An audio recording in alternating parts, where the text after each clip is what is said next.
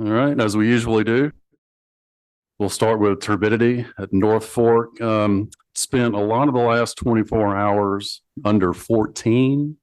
This morning at 8 o'clock, the reading measured 14 and a half. So it finally got under 15. Looks like it's going to stay there. Looks like it's going to keep falling. So that's very good news. Friday or Thursday or Friday of last week mentioned that the sampling process to begin lifting the boil water notice was going to happen this weekend. It did.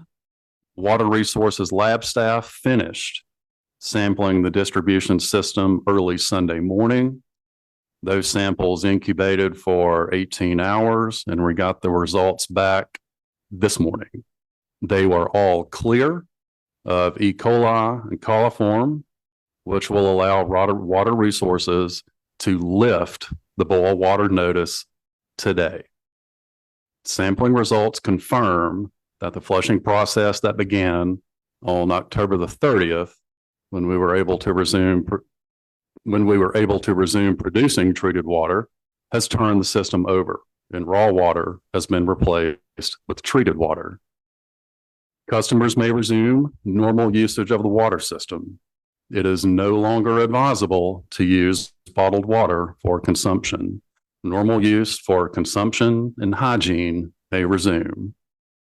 Because we do expect an initial increase in demand, Water Resources does encourage customers to temporarily avoid large volume activities like filling bathtubs, watering landscaping, filling swimming pools, and abnormally long showers. And yes, I fully realize that a lot of those activities are not happening this time of year anyway, like filling swimming pools. This does not apply to customers with plumbing installed before 1988, like it was before Helene. Flushing your cold water tap for 30 seconds to 2 minutes or until you feel that temperature change is still advised before gathering water for consumption. That applies to customers, especially with plumbing installed before 1988. That process should be followed daily.